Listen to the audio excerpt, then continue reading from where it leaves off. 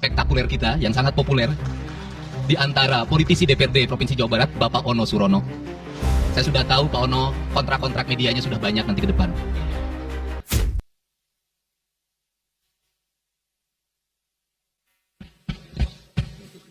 Assalamualaikum warahmatullahi wabarakatuh. Sampurasun. Yang saya hormati Ketua DPRD Provinsi Jawa Barat yang mulia Bapak Buki Wibawa, para wakil ketua Bapak Iwan Suryawan, ini tokoh politisi yang begitu kalem saat ada interupsi.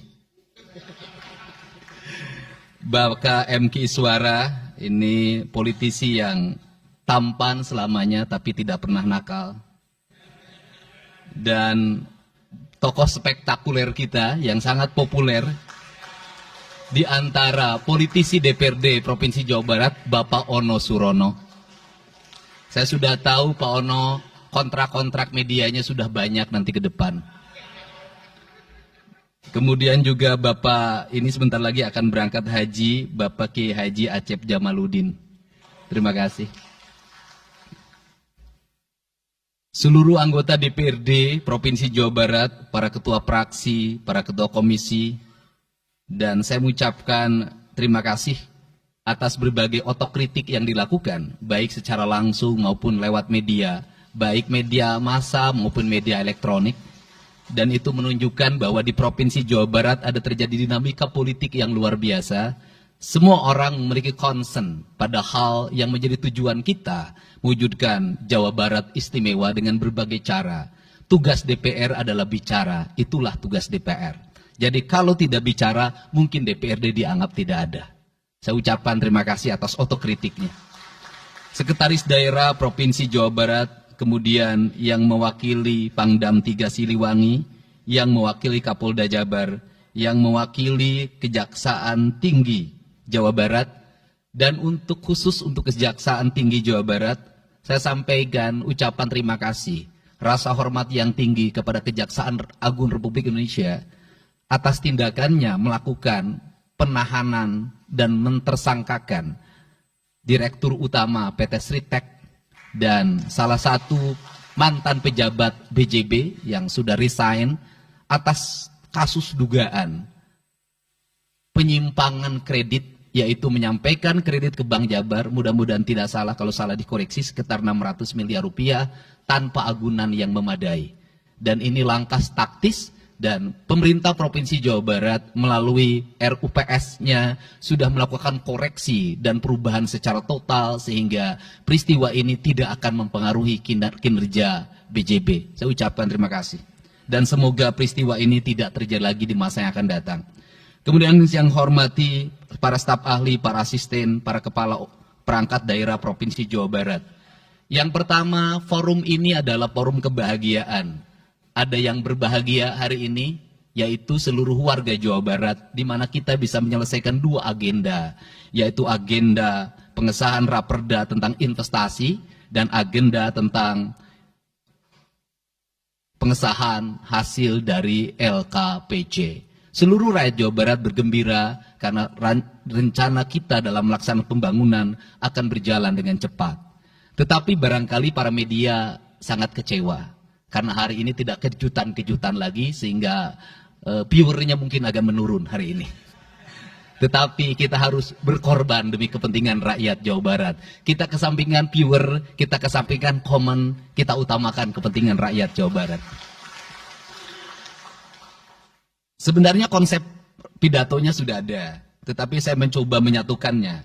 Yang pertama adalah bahwa kita bicara tadi tentang berbagai rekomendasi. Dan rekomendasi itu juga termasuk di dalamnya disahkannya raperda tentang investasi yang sebentar lagi menjadi perda.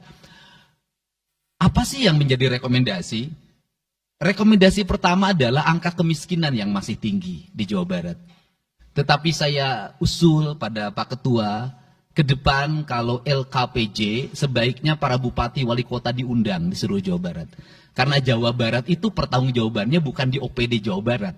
Tetapi seluruh kinerja pembangunan itu ada di Pemkab dan Pemkot, serta ada di pemerintah desa.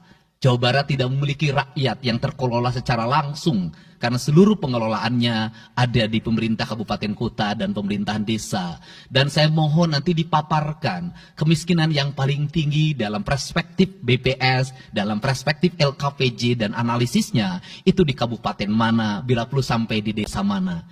Kemudian angka investasi tertinggi di kabupaten mana, angka investasi terendah di kabupaten mana, infrastruktur yang berproblem di kabupaten di mana, sehingga semuanya terpetakan dengan baik, sehingga nanti kita bisa mengorkestrasi antara pembangunan Provinsi Jawa Barat, pembangunan kabupaten kota, dan pembangunan desa secara bersama-sama dan berkeadilan.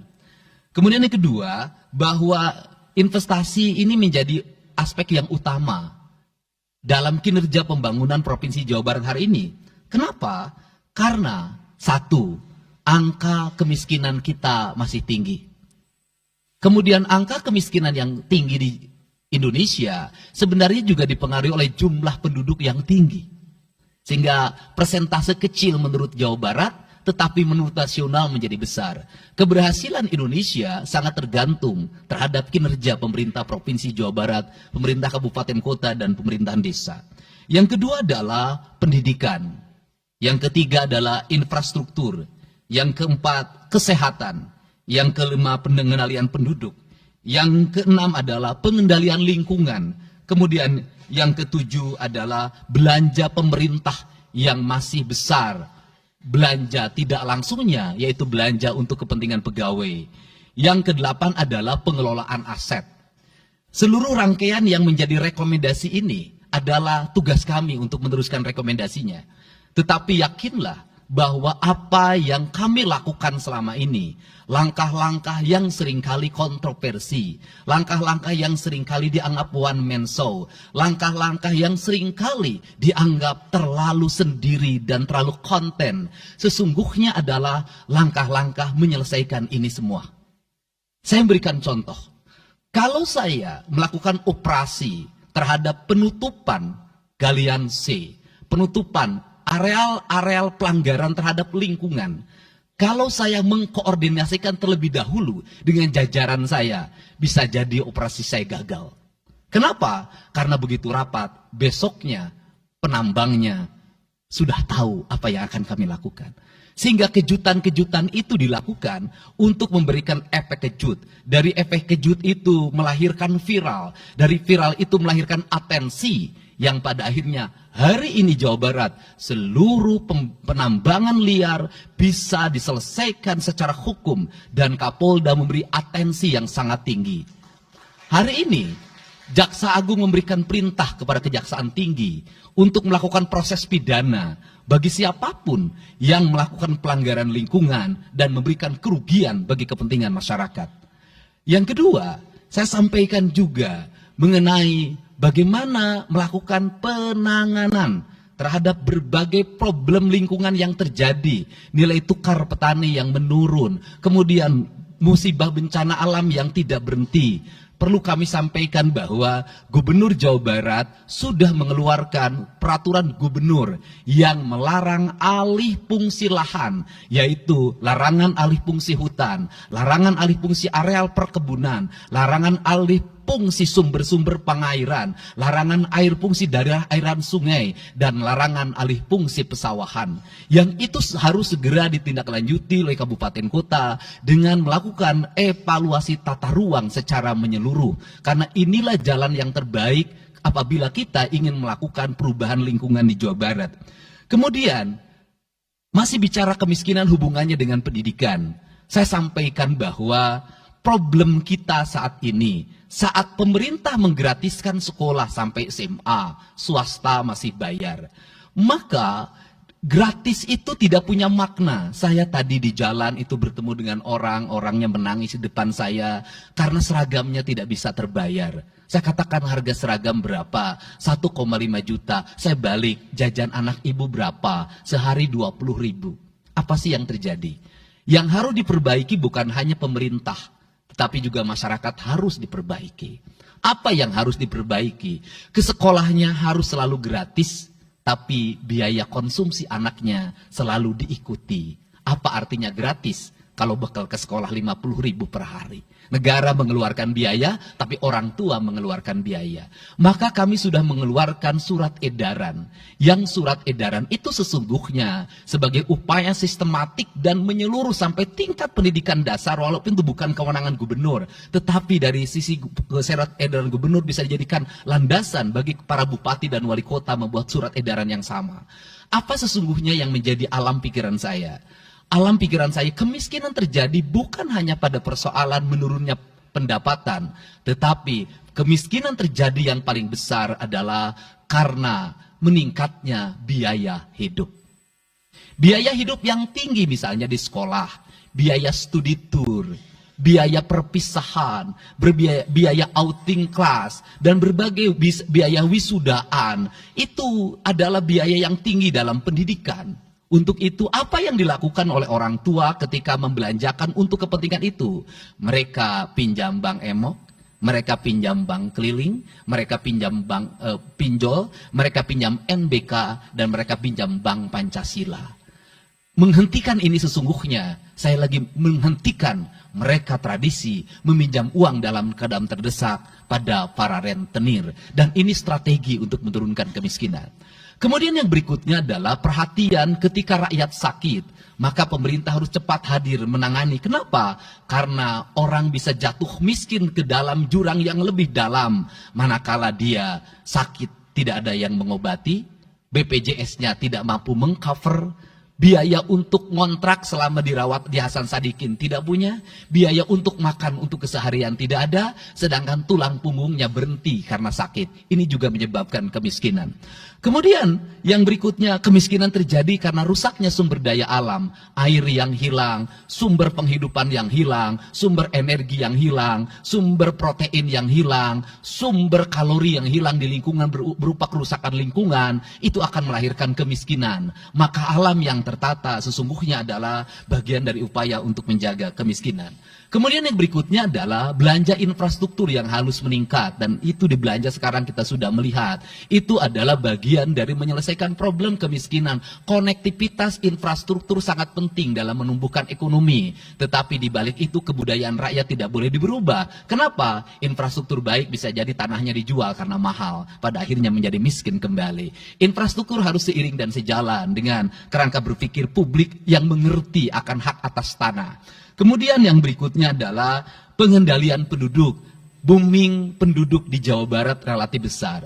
Untuk itu harus dibuat berbagai upaya untuk menyelesaikan problem kependudukan. Saya berkali-kali bercerita bagaimana di Majalengka saya bertemu dengan sebuah keluarga yang tinggal di kontrakan, yang ayah dan ibunya tidur ketika jam 11 siang, dan anak-anaknya berjualan di alun-alun. Jumlah anaknya 11, dan ketika saya berkunjung ke tempat kontrakannya sudah hamil lagi yang ke-12. Ini problem. Dan itu saya kemudian di Cirebon, saya berkunjung pada sebuah rumah yang listriknya baru dinyalakan lewat program Provinsi Jawa Barat. Rumahnya itu ternyata anaknya sudah 4. Padahal dia baru saja menyelesaikan rumah dari pinjaman senilai 25 juta. Dan itu pun belum selesai dan rumahnya 1 kamar. Ketika keluar dari rumah itu saya bertemu dengan seorang bapak yang meminta kepada saya untuk ber-KB. Anaknya sudah 7. Dia tak mau lagi untuk anak yang ke-8. Saya katakan bahwa jumlah anak sangat identik dengan problem kemiskinan. Betul, kemiskinan tidak akan bisa diselesaikan dengan hanya mengatur kelahiran, tetapi setidaknya pengaturan kelahiran adalah bagian dari untuk menekan angka kemiskinan. Dan yang terakhir adalah dari seluruh rangkaian ini adalah belanja pemerintah harus menjadi stimulus sebagai kepentingan masyarakat. Maka jumlah-jumlah proyek harus terus segera digulirkan, digelontorkan menjadi kegiatan publik sehingga banyak orang yang kuli, banyak orang yang nyapu, banyak toko-toko yang buka, semen terjual, besi terbeli, dan kemudian regulasi ekonomi berjalan. Warung-warung bisa menjadi tempat para kuli siang hari makan siang. Dan ini adalah bagian dari strategi stimulus ekonomi yang digulirkan oleh pemerintah, itu memiliki sumbangsi terhadap 12% pertumbuhan. Dan yang terakhir adalah investasi. Investasi itu modalnya ada 3. Yang pertama adalah konektivitas infrastruktur, ketersediaan jaringan air bersih Kita jujur hari ini saya sampaikan ke DPRD, banyak perusahaan-perusahaan yang masih menggunakan air bawah tanah tapi tidak berizin. Bayar pajak tidak, jalan terus. Karena kalau dihentikan mereka pabriknya berhenti. Setelah itu apa? Mereka menjadi objek pemerasan beberapa pihak dalam setiap bulan karena dianggap melanggar perda. Tetapi kalau juga mereka dihentikan, maka pabrik itu berhenti. Dilema itu harus segera diselesaikan. Caranya bagaimana? Caranya adalah pemerintah provinsi melalui Bapeda hari ini harus segera merancang daerah-daerah yang menjadi kawasan industri harus dibangun fasilitas infrastruktur jaringan air bersih dalam bentuk investasi pemerintah sehingga nanti dikoreksikan dengan PAM-PAM atau PDA air di setiap kabupaten kota secara terkoneksi. Dan ini jalan bagi kita menyelamatkan lingkungan dan menorong pertumbuhan PDA air di setiap kabupaten kota. Karena apa? Karena angka pembayaran yang dilakukan oleh industri jauh lebih baik dibanding angka rumah tangga dan angka-angka layanan sosial lainnya. Itu yang pertama. Yang kedua adalah tumbuhnya iklim investasi di mana masyarakat merasa nyaman. Investor merasa nyaman ketika perizinannya cepat. Saya memberitahukan ya bahwa di Indramayu ada pabrik sepatu yang selama 2 tahun tidak mau buka hanya karena perizinan lingkungan hidupnya belum kelar. Saya ngambil langkah pasang badan, lakukan pembangunan karena itu menyerap 8.000 tenaga kerja. Kemudian di Cirebon juga seperti itu, banyak perizinan yang menggantung bertahun-tahun. Hari ini saya janjikan dalam 1 bulan ini seluruh perizinan di Jawa Barat tuntas dan selesai. Dan saya meminta kepala BPM TSP menjadi VR pemerintah Provinsi Jawa Barat untuk senantiasa tiap hari melihat data dan dokumen di setiap kabupaten kota. Mana yang terlambat, mana yang mengalami hambatan. Kemudian yang berikutnya adalah kenyamanan dalam berusaha. Kenyamanan dalam berusaha adalah keterangan para investor dan lingkungan masyarakat terhadap berbagai aksi gangguan dari orang yang mengatasnamakan diri preman. Untuk itu hari ini kita cukup bersyukur di Jawa Barat, peristiwa ini sudah hampir tidak ada. Kapolda kalau dengar ada preman, hari ini turun termasuk ke Garut, dengar ada preman, Kapolda turun. Ini semua stakeholder sudah bergerak dengan baik, layanan investasi sudah berjalan dengan baik, tinggal satu lagi hambatan investasi adalah masyarakat menaikkan harga tanahnya luar biasa. Kasus BYD, kenapa mengalami hambatan sekitar 20 hektar, masih belum terbebaskan? Karena rakyatnya hari ini meminta 3 juta rupiah per meter. Padahal di situ dulu 150.000, itu pun jarang yang beli. Ini problem kita. Apa peran gubernur saya sampaikan? Peran gubernur bukan hanya mendorong bagaimana investasi berjalan melalui mekanisme administratif. Saya sampai turun untuk mijitin orang yang jual agar mau jual. Dan sudah ada beberapa yang berhasil saya rayu, saya dekati dengan harga. Itu pun tidak terlalu rendah, harganya 1,1 juta. Itu sudah paling murah. Ini yang terjadi di Jawa Barat hari ini. Tidak mudah mengelola sebuah wilayah yang begitu luas. Tidak mudah mengelola sebuah daerah yang kabupaten kotanya sudah otonom. Diperlukan pendekatan-pendekatan seorang ayah pada anak-anaknya. Sehingga hari ini saya di Provinsi Jawa Barat, saya tidak memposisikan gubernur. Saya kadang memposisikan menjadi ketua RT. Saya kadang memposisikan menjadi ketua RW. Saya kadang memposisikan menjadi kepala desa. Kenapa? Karena warga ini perlu disentuh dengan pendekatan pendekatan emosional yang kebapaan, bukan pendekatan struktural. Untuk itu saya yakin bahwa forum ini adalah forum kebahagiaan bagi kita semua. Kita sudah bisa menyelesaikan 2 agenda besar. Semoga ini menjadi kado terindah bagi masyarakat Jawa Barat. Insya Allah kami akan menjalankan pemerintahan dengan baik. Apa yang kami susun, apa yang kami rancang, dan apa yang kami kerjakan adalah semuanya kami dedikasikan untuk kepentingan masyarakat Jawa Barat. Yang terakhir kami sampaikan juga bahwa kami kemarin sudah melapas 273 anak-anak yang mengikuti pendidikan di Dodik Rindam 3 Siliwangi. Hasilnya bisa dilihat secara terbuka di berbagai tayangan. Air mata tidak akan bisa membohongi kejujuran rakyat dan anak-anak itu. Dan saya sampaikan, hari ini ada 13 orang anak yang tinggal di rumah dinas gubernur. Pada saat yang lain orang tuanya datang menjemputnya, dia menangis. tak ada satupun orang tuanya yang datang. Seorang menjadi anak yang terbuang. Dan akhirnya saya memutuskan mereka untuk sekolah di Bandung dan tinggal bersama Gubernur Jawa Barat. Ini cara kita menyelesaikan. Saya ucapkan terima kasih pada semuanya. Semoga kebahagiaan menyertai kita semua. Dan saya yakin setelah kegiatan ini kita akan walkout secara bersama-sama. Wallahu muwaffiq ila aqwamit thoriq. Assalamualaikum warahmatullahi wabarakatuh. Sampurasun. Sekali merdeka tetap walk out secara bersama-sama.